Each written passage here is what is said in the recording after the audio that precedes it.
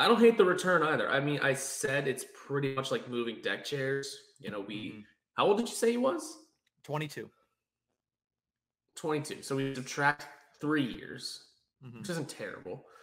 Um, for a 25-year-old John Marino, and he switches sides on the time, so that kind of opens up the Jan Ruda situation, which is okay to me. Mhm. I'm just not shocked by it.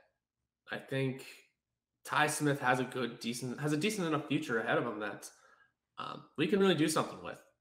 He's going to be on the left side. He's going to hope to rebuild. He was on the all rookie team in whatever year it was, so it gives you something. I mean, when you look at it, the Penguins did pick up a couple of first round picks, player wise, because Mhm. Ty Smith was a former first round pick.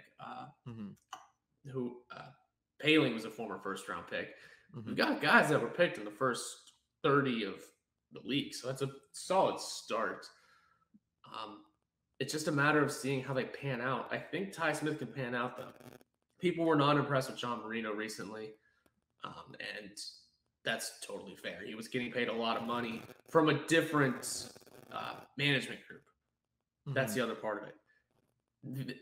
John Marino is not a Ron Hextall and Brian Burke guy. He is a Jim Rutherford guy. And that plays, people don't say this too often, that plays a big factor into these sorts of deals. And when a management change happens, they Mhm. want their people in there. I mean, why do you Yeah. think Mark Friedman came into the fold? Why do you think Jeff Carter is on this team? They want Yeah. their guys. So sending off Mike Matheson was a good thing because he wasn't their guy. Was Jeff Petrie the right return? No, we'll see. Sending off John Marino made sense because he's not a Ron Hextall guy, and he has not played the same these past couple seasons as he did in his rookie year. We can remember talking in his rookie year that he should be up for Calder votes. Mhm. He has not had that same ability since. So there will be interesting things to come from this. I do think this can be a bonus. I think this can be a benefit. I think the Penguins can absolutely make this one a net positive, much more than the Petrie deal. Mhm. Two things on this deal, John Marino for Ty Smith. One thing that I want to mention, and Josh Yowie hit it right on the head, is John Marino has an excellent career ahead of him. He's an excellent NHL Mm-hmm. defenseman, but he was paid too much too early by Jim Rutherford. And I think that is a perfect encapsulation of what the issues were with John Marino the last couple of seasons, where that he was getting paid a little too much before he got to that level of play. And we just don't know if he's going to get there. I believe that he will. I think he also echoed that sentiment, but he just hasn't been there yet.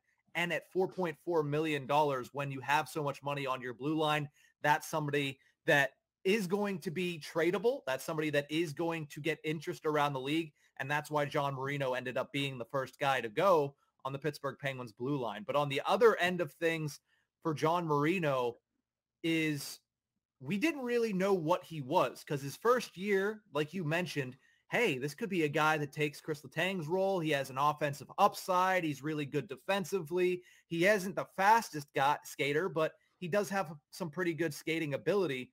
But he never really defined, was he a defensive defenseman? Was he an offensive defenseman? We were still waiting for that Mm-hmm. offensive part to return from his rookie year. He started to kind of shift towards defensive defenseman last season, so he wasn't really defined. With Ty Smith, we know what he is. He is an offensive defenseman. There's no ifs, ands, or buts about it. He played in the New Jersey Devils top four to start last season, and then he was dropped down to play with PK Subban on the bottom pairing. I would say that if you get somebody more defensively, and this was also information given to me by Neil Villapiano of the Devil State of Mind podcast. He's a very good friend of the show. He said, if you get somebody good on the opposite side of him that is a good, stable defensive force, then Ty Smith is going to be allowed to do what he can, which is produce offensively, which is what you want him to do.